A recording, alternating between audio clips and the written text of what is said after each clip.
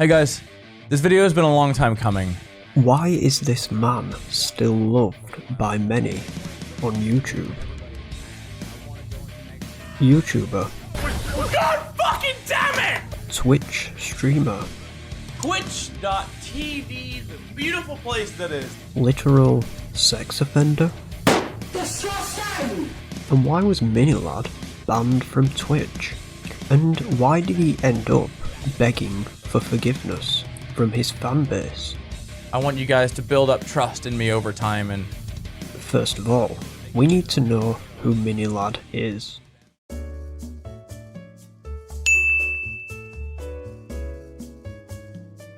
MiniLadd is an English-Irish YouTuber who boasts over 5 million subscribers on YouTube and over 700,000 Twitch subscribers.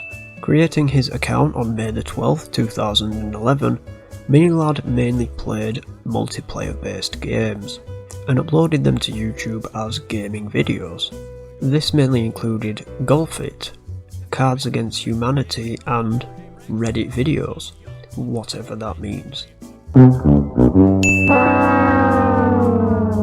However, the person that basically kickstarted his career was more than likely Vanoss Gaming, or Evan. MiniLadd gained popularity through Vanoss with collabs with his friends, which mainly included things like Garry's Mod and GTA.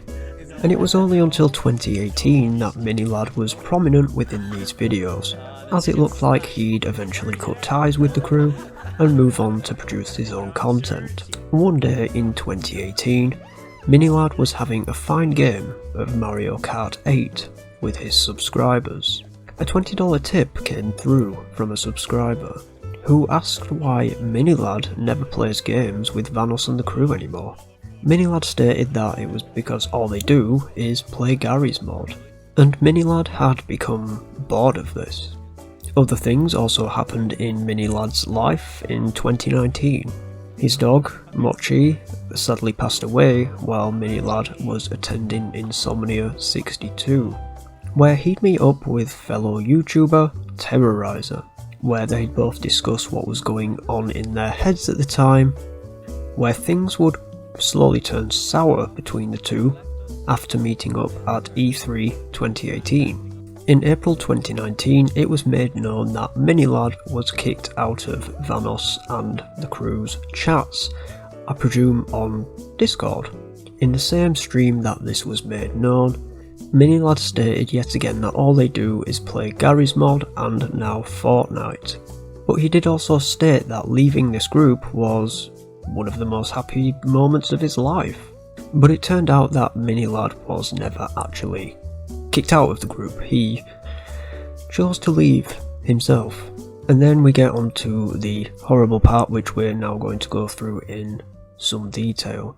In 2020, it was made known that MiniLadd may have been using his popularity to gain explicit pictures from underage fans. The allegations would come in the forms of Hallie and Ash. Hallie would publicise private conversations between her and MiniLadd, showing the explicit conversations between the two. At the time of these conversations, Hallie was 16 and Ash was 17. MiniLadd was 21. I'm going to take you guys through the conversations. Now from this point on, I ask you guys, please do not go and attack anybody involved in this situation. And I state that explicitly. Please do not go and attack anybody. Even MiniLadd. He's a bad person, but we're not going to attack him.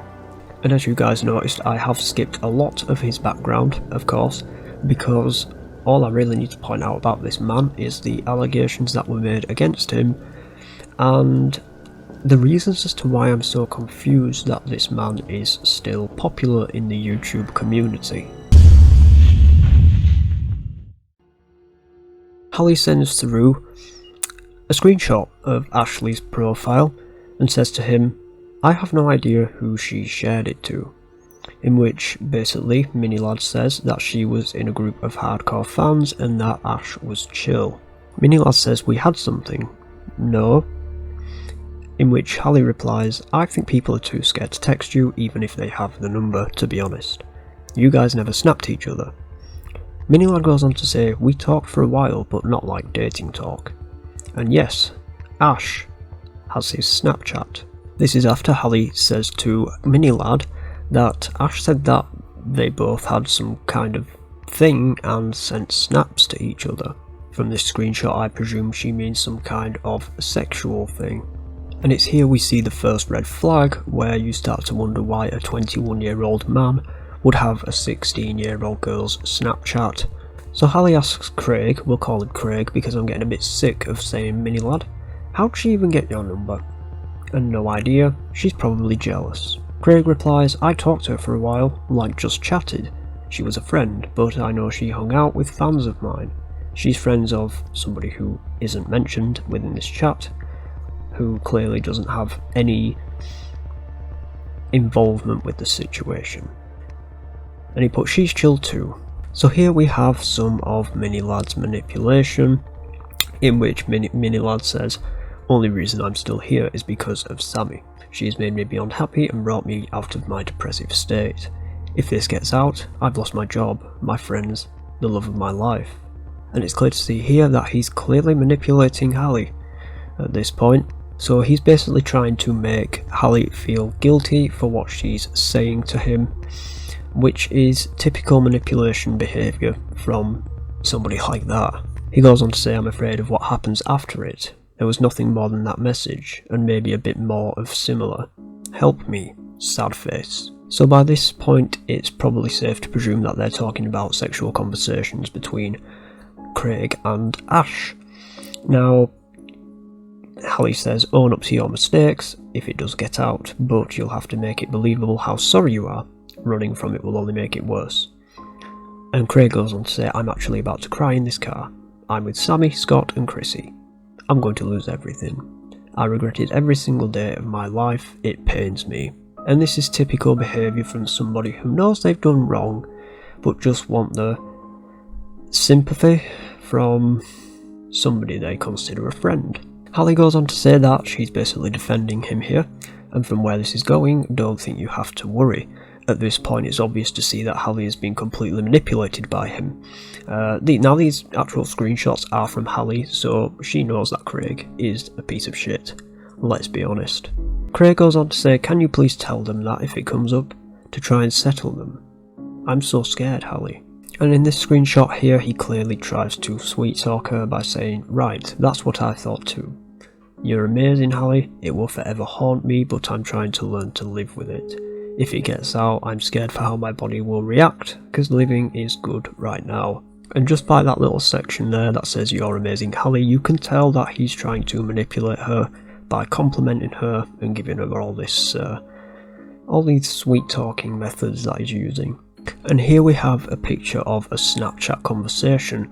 Now, this is a very clever screenshot because what Hallie has done, I believe, or it might be, actually sorry, no, it's Ash, my apologies. What has actually gone on here is Snapchat. They basically, when you screenshot a conversation, they tell the other person that they've screenshotted it. So by taking a picture of this screenshot, Ash has done a great job here of taking that picture and sending it through to Hallie. Now, basically, Ash says, my bae, and Craig says, you're my bae. And this is all when Ash was still 17. Ash says hi bae, he says hi bae back. I'm not going to say that word again because it's a terrible word. So, you know, they have some casual conversation in which Ash says there's no Snapchat sticker, I'm sad. And Craig initiates the, shall we say, sexual conversation because he says to Ash, love you, bae. He says it first, okay? In which Ash replies back with the love you too. Why is my Snapchat so broken?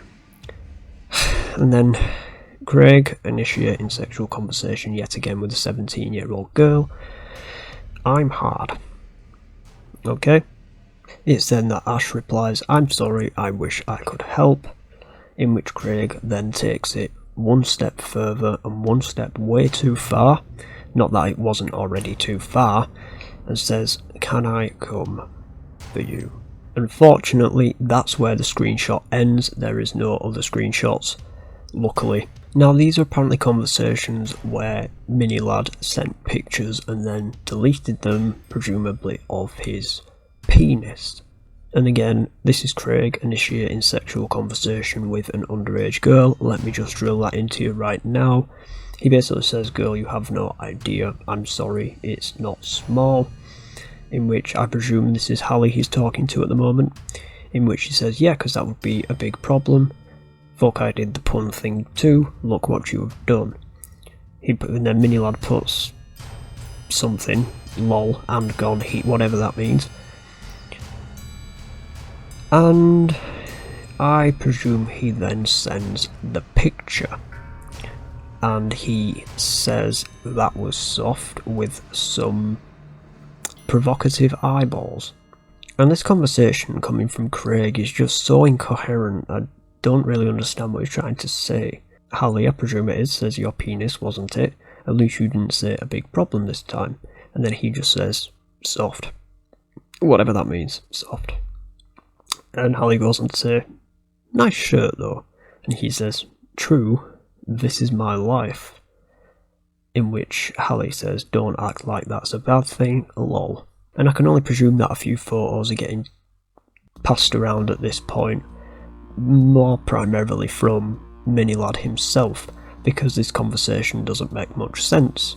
There's more talk here where Craig basically brags about the size of his penis, saying to Hallie that out of the people I've had sex with, I've been the biggest they had, with several hand praise emojis and hashtag the more you know.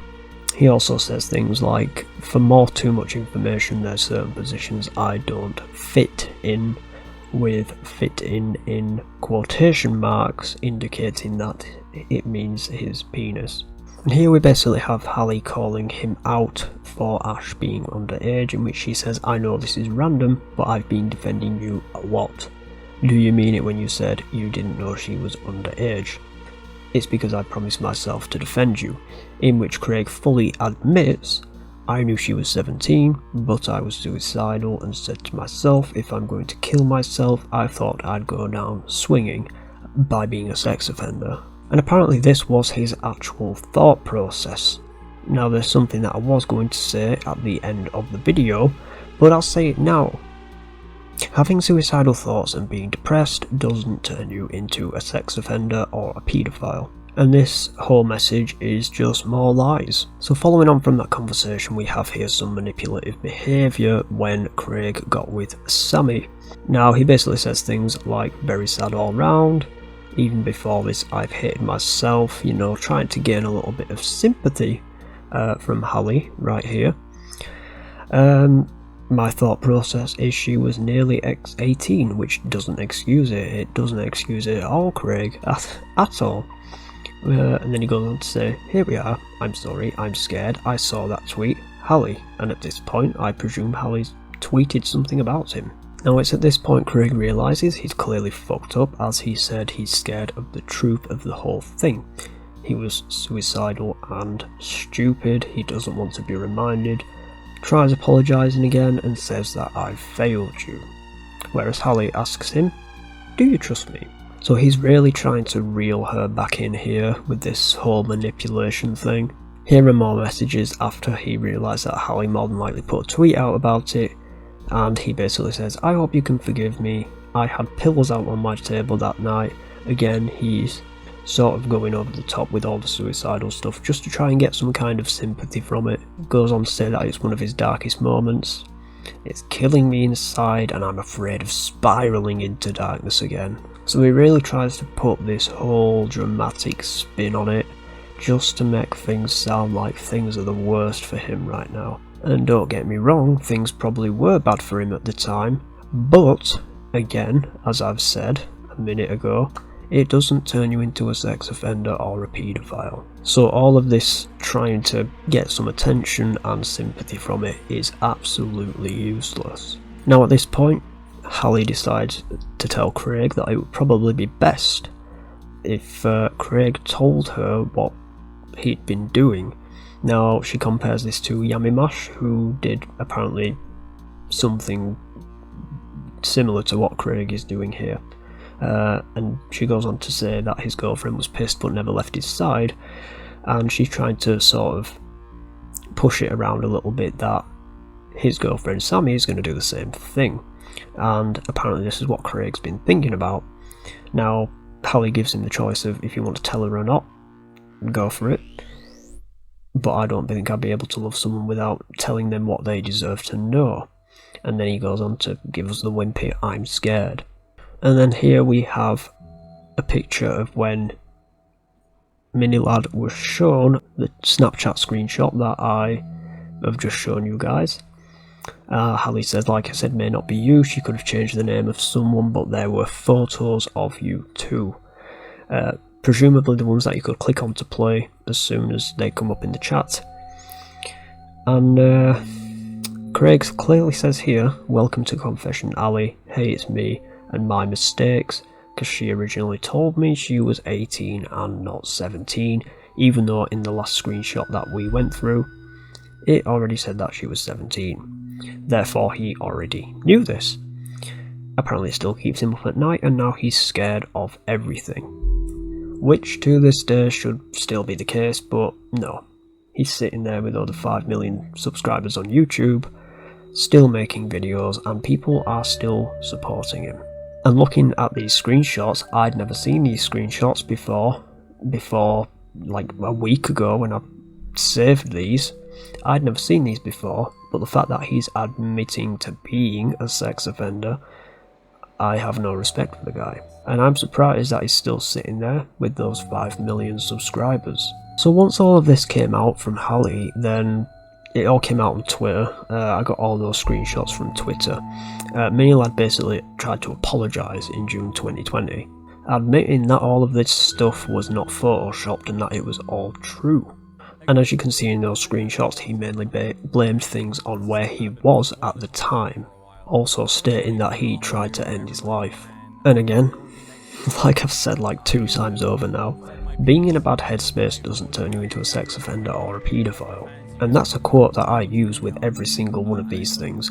So you might see predator captures on YouTube. They always try to blame their paedophilic thoughts, I guess, on depression and being frustrated. No, I'm scared. Listen, stop the lie. A child would have been scared. Scared of what? I'm scared of being charged. I'm scared that my family are going to disown me. I'm scared I'm going to lose my job. Why would I'm going to commit suicide if I lose this job. Ryan. Because I've never felt like this. Ryan, I'm calm scared. down. To which I call bullshit. You're just a nasty person. And at the end of 2020 we had the apology video from MiniLadd, basically to turn over a new leaf at the start of 2021.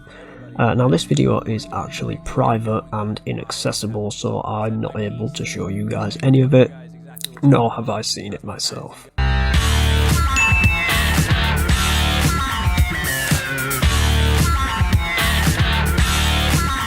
I want to find Craig. And he continued to upload content in mid-2021, mostly consisting of clips from his streams and gaming videos. But don't quote me on that, I don't watch him for obvious reasons, nor am I going to give him the views.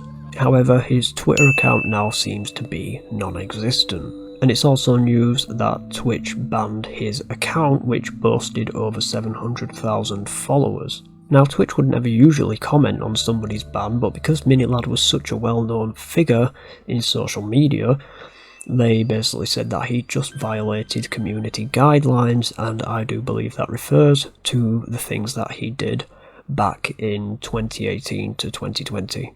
Now, while this isn't concrete evidence linked to his ban, it's more than likely that it is due to those allegations. And I have nothing more to say about MiniLadd. Thanks for watching, guys. Stay safe.